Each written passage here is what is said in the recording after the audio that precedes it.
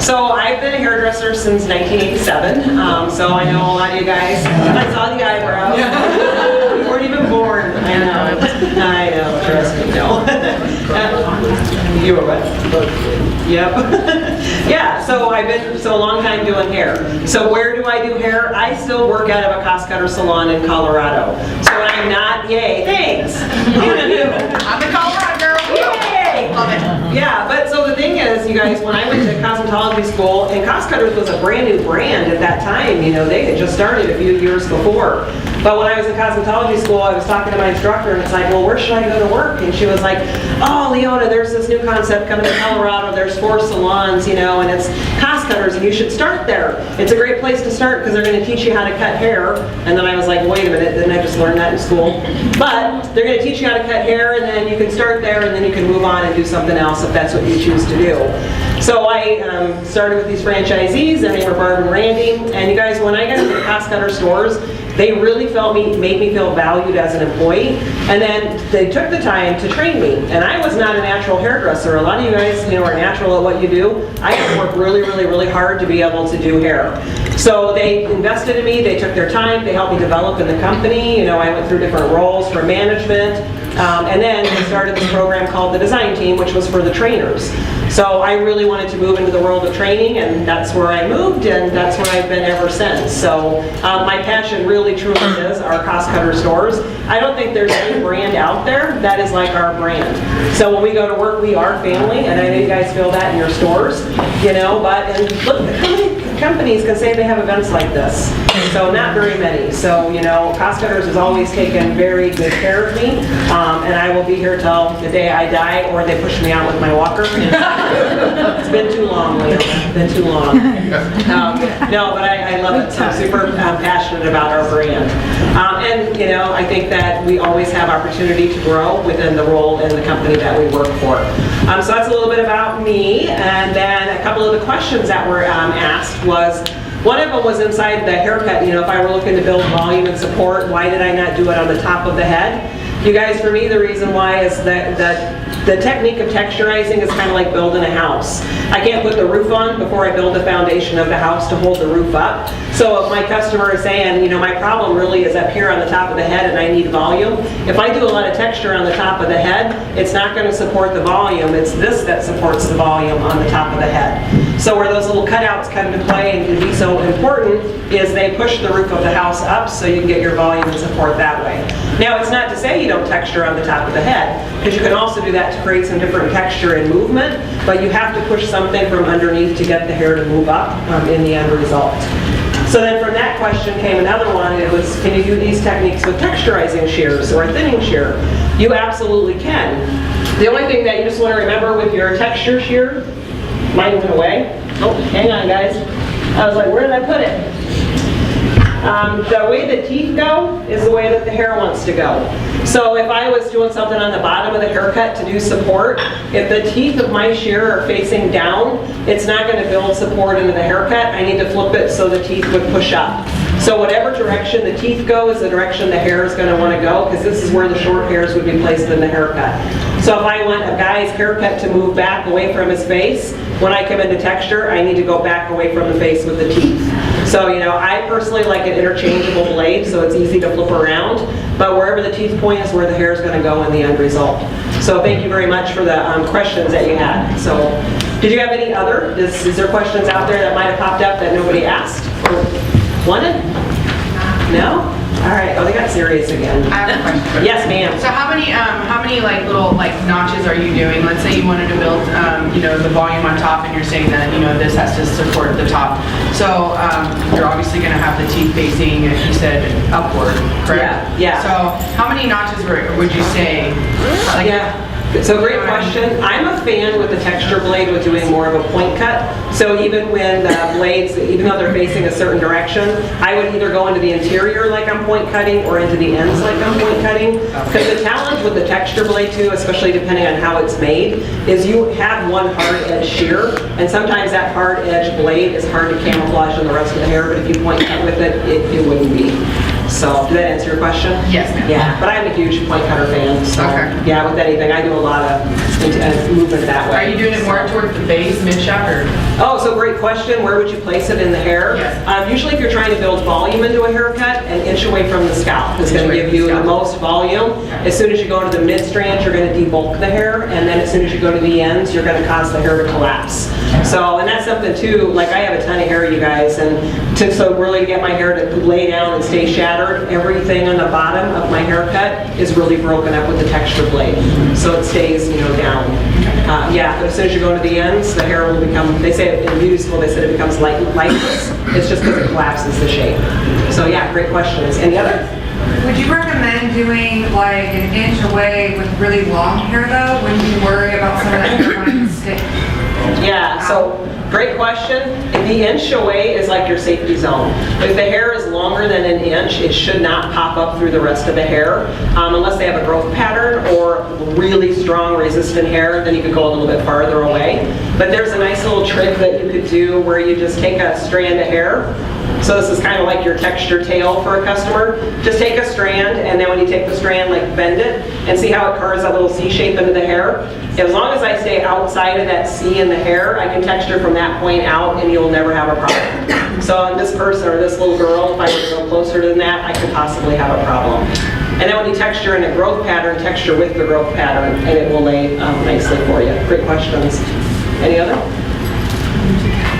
All right, so then my big question for you is when you're working in the salon, do you have time to do add-on services? So when I look at add-on services, it's not necessarily like a waxing service that I'm adding on or a styling service, although those are great add-ins. I like to add on color services to my customer. So you guys, I have like this big rule, it's in my own mind, but I know the rules up here on the chart where it says there's really only 3 ways that we can make money. We can do more customers, we can do it more often, or we can sell more to the customer, whether it comes from service or retail. And I think we all agree, we know that's how we make money. However, my thought, because I like Happy Little Leona World, is I want every customer that sits in my chair to be chemically dependent on me. So I always say, it's like I'm selling hair crack. I should have said that, sorry, Kevin. Yeah, but I want them to come to me for the service. And if a customer is chemically dependent on you, they will stay with you. Very few people leave, and if they do, especially if you have their color formula, they're very fearful of that experience.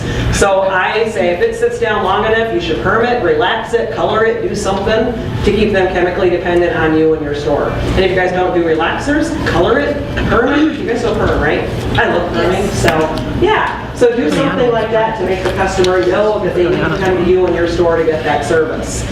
Now sometimes when we're talking in the world of color, it's like, well, colors are not quick add-on services. They can absolutely be quick add-on services. So it's getting comfortable with different techniques that you're working in. Now, how many of you guys currently balayage hair? Show me with show of hands. So a few? All right. How many want to balayage hair? Okay. So, and then some of you are kind of like, some of you that probably aren't raising your hands, you maybe don't want to balayage hair because you think it's going to be super time consuming or maybe take away from your cuts per hour. So I'm going to walk you through 3 quick add-on services that have to do with hair color. So we're going to talk about a really fast foil placement, a really fast balayage placement, and then a really fast, I can't talk after lunch, lock color placement. So you'll have lots of different options, and then they're also on the mannequin so you guys can see the end result of what they're working for, or what they're looking for, or what they look like. So balayage, you guys, is super important to me because it is the #1 color category that's growing, and it's growing like leaps and bounds like you couldn't believe. It passed blonde foil highlights, and it's also passed gray coverage, which were the strongest 2 elements where people would ask for color.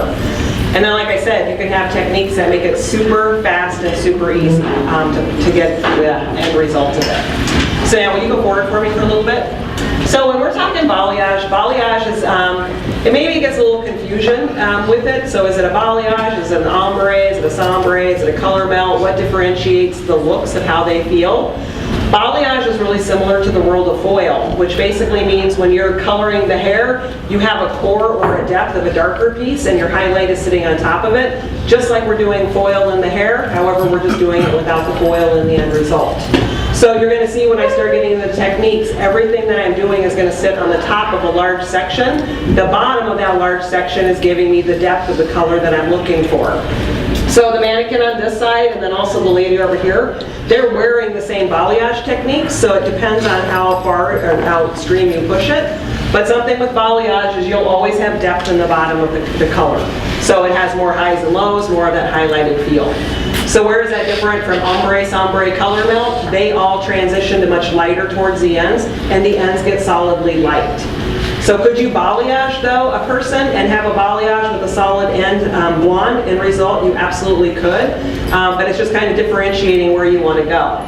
So now why I point that out is just like a balayage customer doesn't really know what they're asking for when they come in.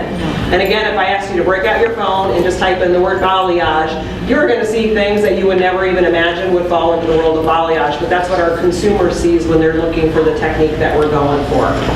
So, before we start balayaging, any questions? So show me again who balayages. Put your hands up. So a couple of you that balayage, why do you love balayage? Okay, quick? Because it's easy, it's fun. Yeah, it's super fast, super easy, it's efficient in its end results. Get great results. More natural looking. Yeah, very natural looking. Do you guys have challenges with balayage? Yeah, what kind of challenges? The proper lift. Okay, getting enough lift in it. So what are some things we can do to cheat the balayage? Smaller subsection. Okay, so smaller sections. How else do we cheat it? Different development. Okay, Start yeah. with one, a lighter, and then, like a 20 and then a 40 towards the end. Okay, so I know in your guys' salons that you work with Paul Mitchell lighteners. They're all fantastic for balayage. I know most of the stores have dual purpose and then single lift, and then some of the stores also have the skylight. So there, you guys, you can balayage with all three of them. Sometimes it becomes a preference, but what is different from skylight from the other two? Skylight has a clay base built into it. So basically what that is all about is the clay stops your lightener from drying out quickly. And that's one of the challenges of balayage is when you go to place the lightener on, it dries so fast that you end up losing lift in the end result of the color. So just like you said, when I'm going to formulate, I really need to amp up the volume of my developer really high to start because as my balayage is drying out, it's dying out. So you guys are making me laugh.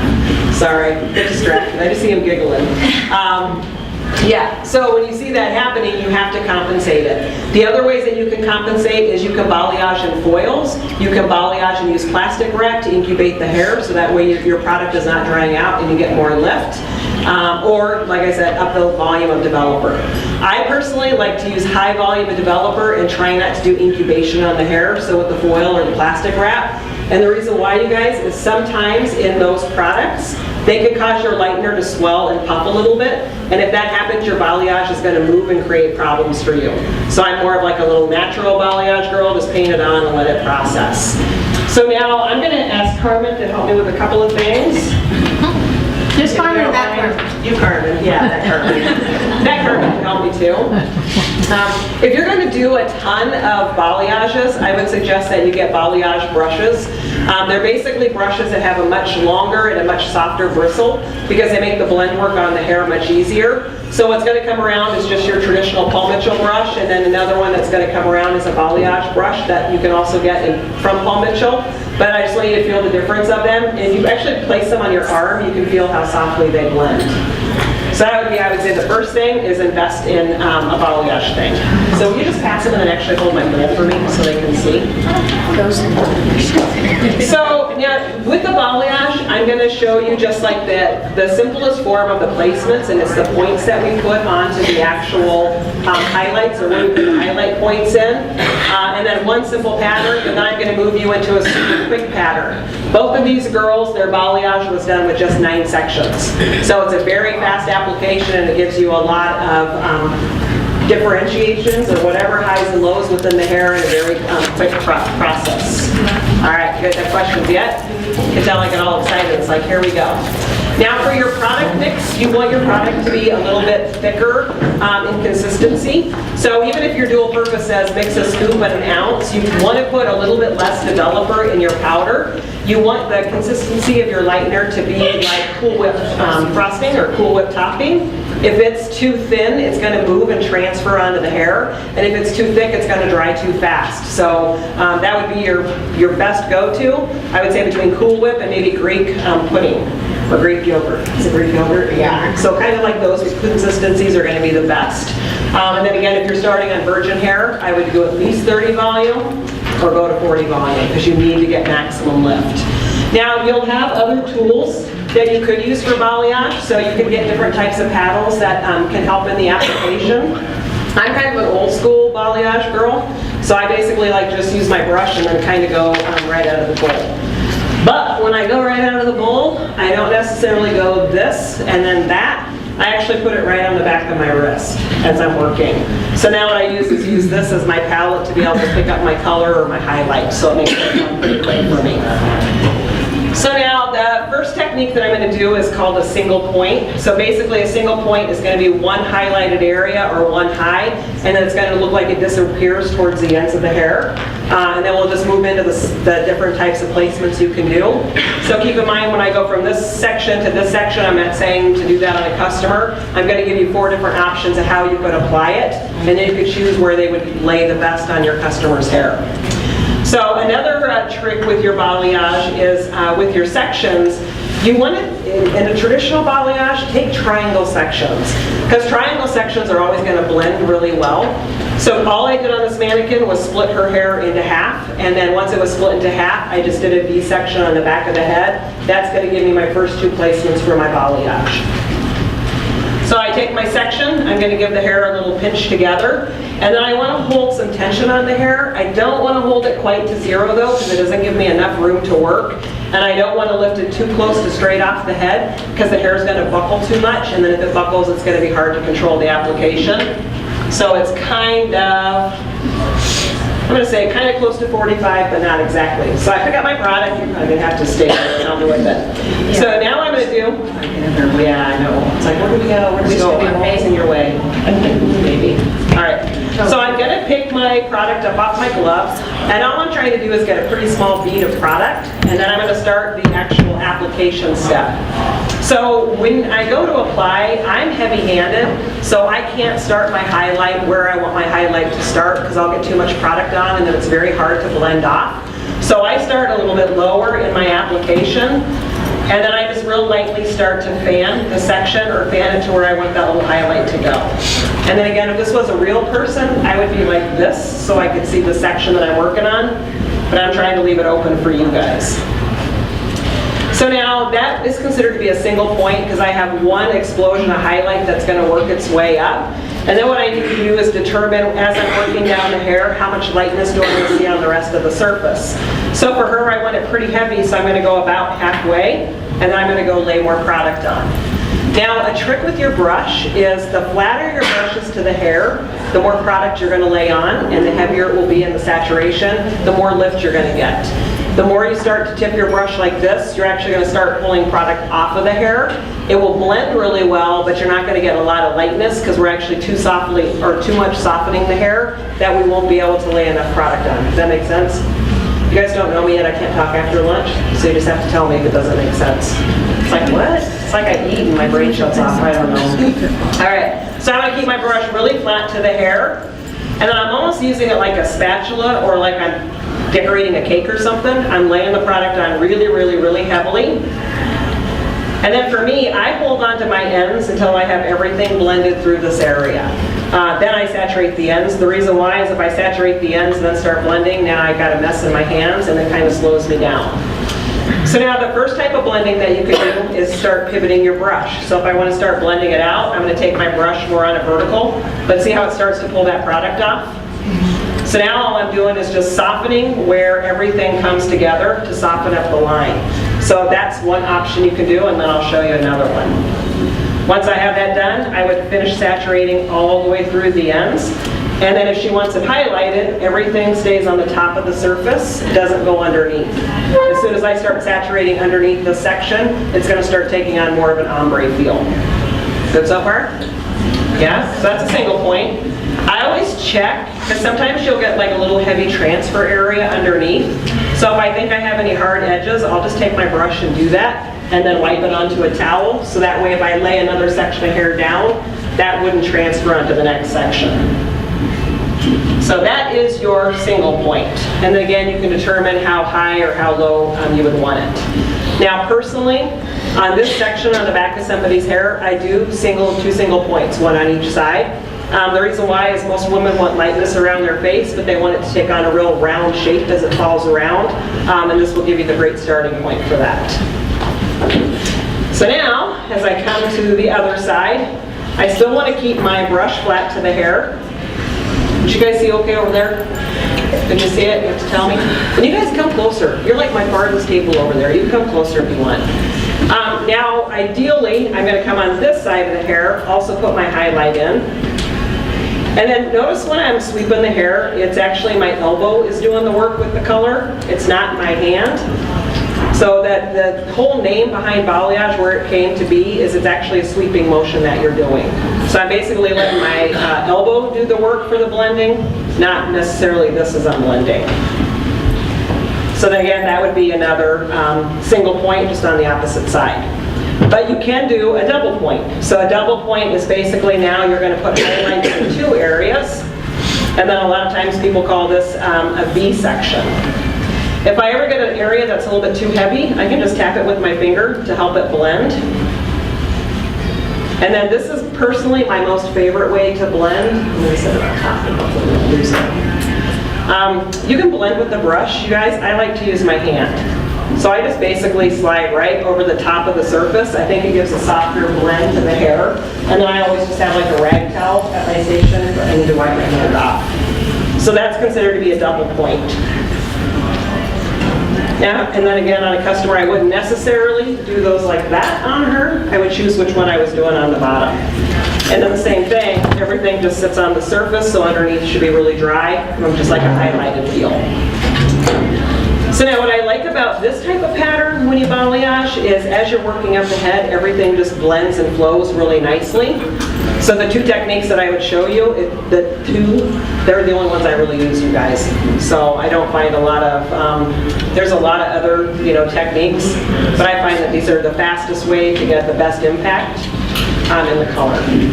So now I'm dropping down another triangle section.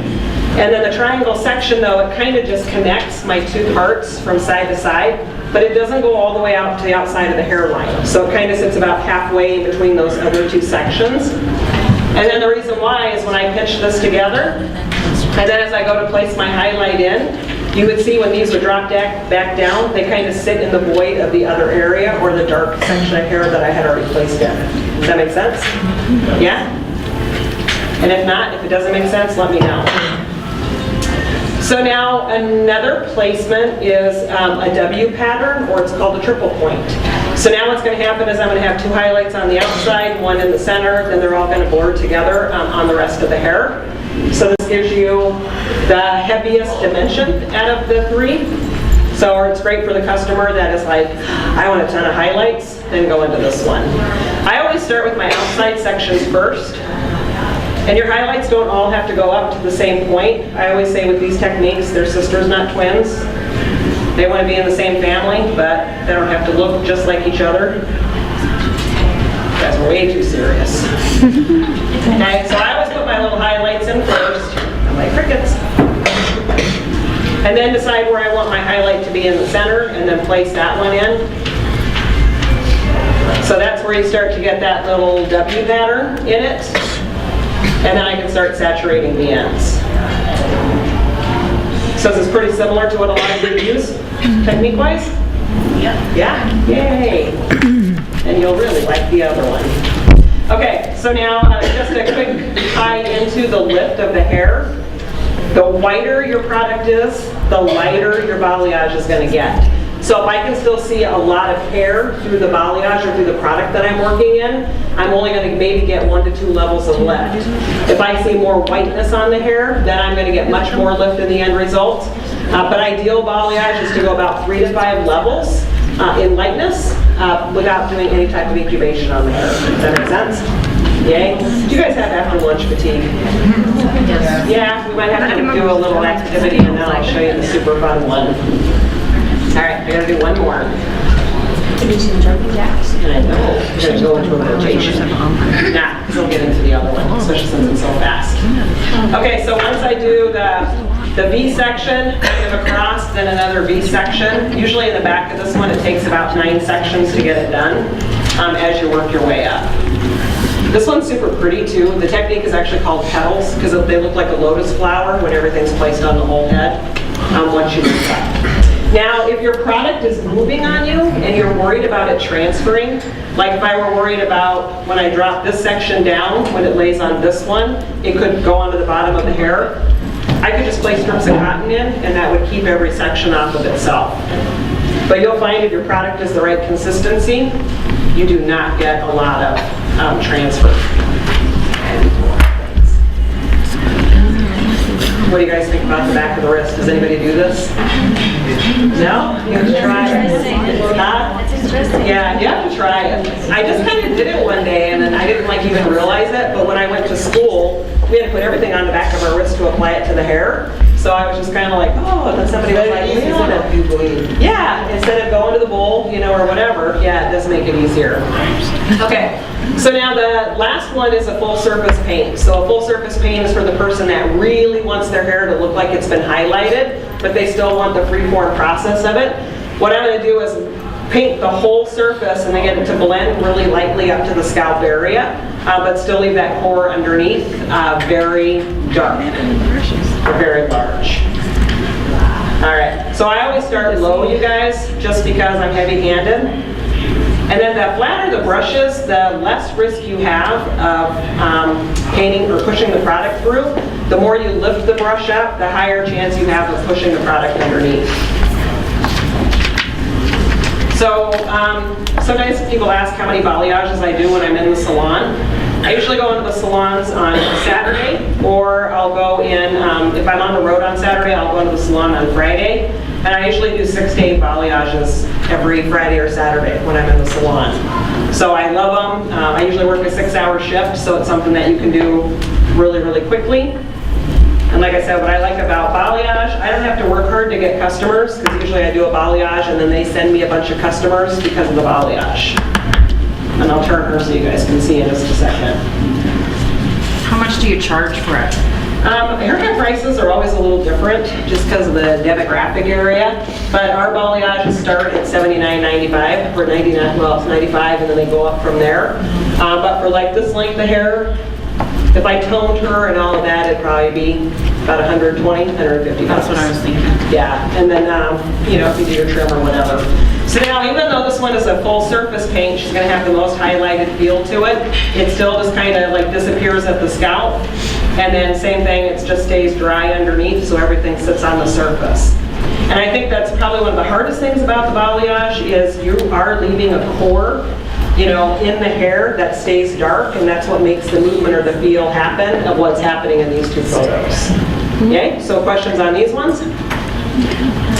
So if the person wanted to do an ombre, you would just saturate the other side?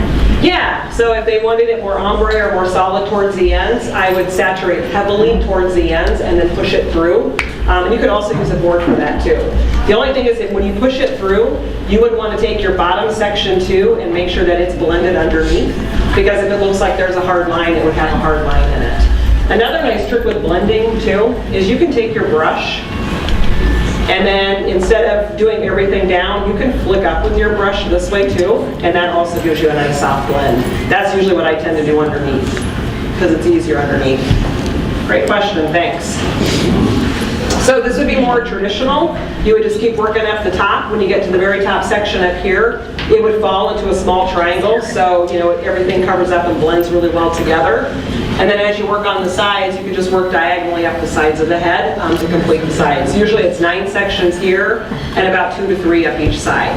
The only thing that I would say on the very top is always go with their part.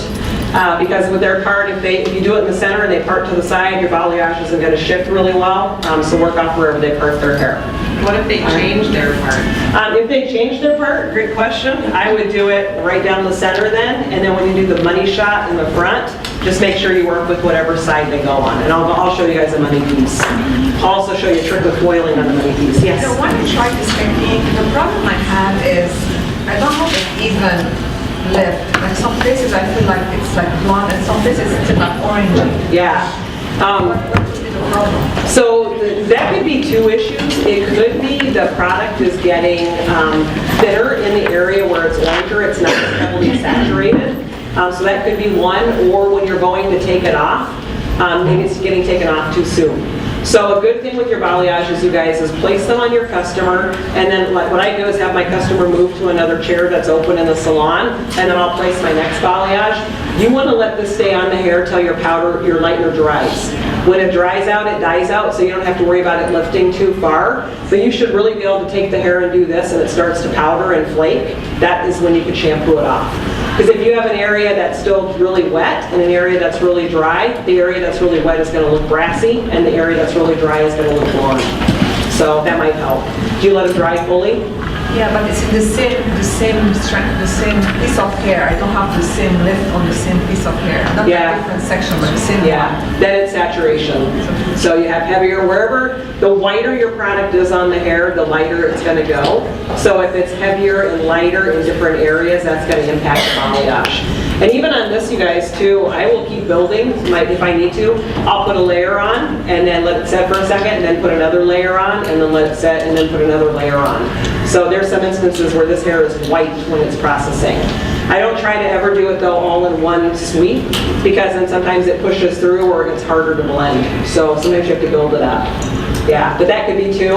And then always check your powder liquid ratio. I know we were playing around yesterday too. We had some really thin liquid. I mean, it lifted really far, but we had to worry about it transferring. And then we had some thicker ones that actually worked really well. But check that.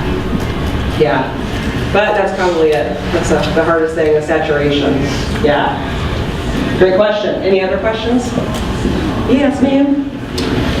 Is there a way to do color and balayage at the same time? Sure. Yeah. You can do, Yeah. I have a lot of ladies that are gray haired, so I need to give them a retouch on the top of the head, but I'm still balayaging it. I usually will put the retouch on first because it usually needs to process a little bit longer than the rest of the color. So I'll go through, put my retouch on, and then go right into the balayage, and then just kind of blur the balayage on top of the color.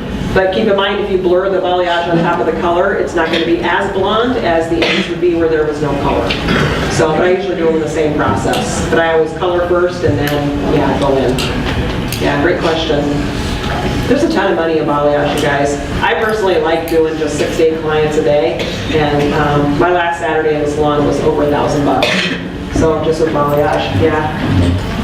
Going back to the same retouch question, when you're doing the retouch, when you section it off to retouch it, do you do the 4 sections or do you section it off like you would start a balayage? Yeah, great question. So when it's a touch-up time for a balayage, I always do the same pattern that I did in the initial balayage. So, whether you write it on your chemical card or if it's something you can store in your computer system, I would do that. So that way you know what your placement was. But because even if I start with the same triangles working up the back of the head, I will pick up the exact same section that I balayage. Then when you go to apply it though, you're only going to apply in the area like where your highlights are and then where the blend is. You don't necessarily have to go through the mids and ends all the way unless you need to get them lighter. But then you're like in a balayage correction. So then I would lower the volume if she's already light on the ends. I still would use 30 or 40 on the new hair and only 10 or 20 on the old hair just to brighten it up a little bit. Yeah, but a lot of balayages just sit right in the middle of the retouch. Did that answer it or cause you more questions? No. Okay, in what way? The question was, like, if you're doing a retouch and a balayage at the same time, how do you section the hair? Oh, same way. I would put my retouch on, yep, and then still work in the same exact section. Okay. Yeah, I thought you meant retouching the balayage. Yeah, sorry. Yeah, but that's sometimes a question too. It's like, well, now it's done. What do I need to do? We still have to move our highlights up. So, and then a nice trick, you guys, because you have Paul Mitchell, you can do what's called a wet-on-wet balayage.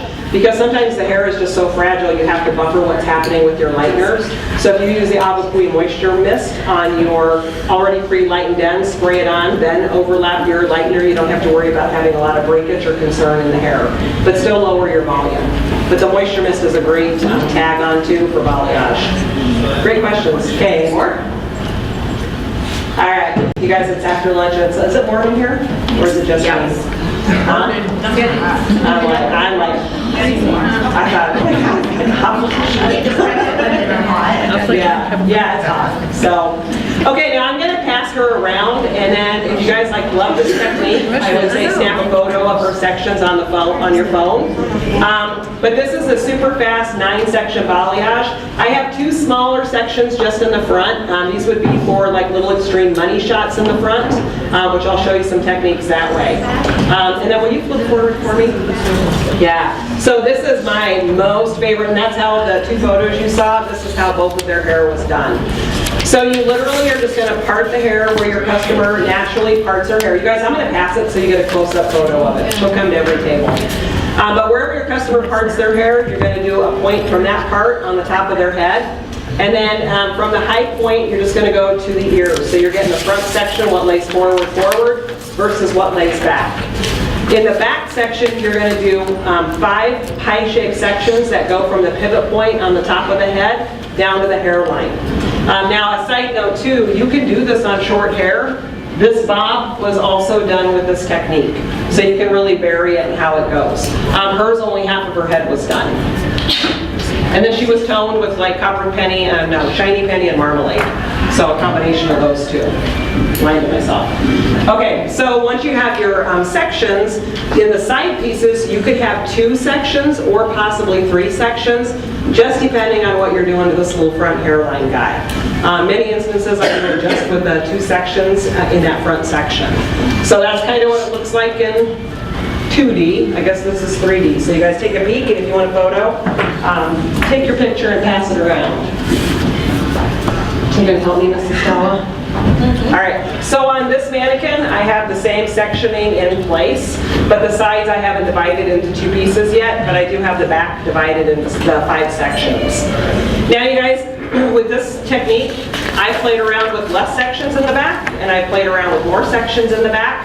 More sections in the back doesn't look any different. Less sections in the back, it doesn't look fully balayage. So I would say go with the 5, but I don't know, always play around with it.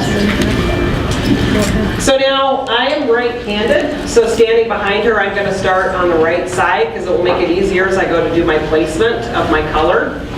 And you do want to start just kind of at one side, swing yourself around all the way to the other side. And I'm going to kind of do this a little bit more in salon, real time. Got my hole, you're on it. All right. So, just like the other balayage, the elevation that I lift the hair to is going to have a huge effect in it. And I don't know if you guys can see it, but she's a little staticky. So this would also be an instance where I would maybe dampen her hair a little bit with the moisture mist if I had it in the salon. Because sometimes those little staticky guys will want to cause your balayage to not lay in.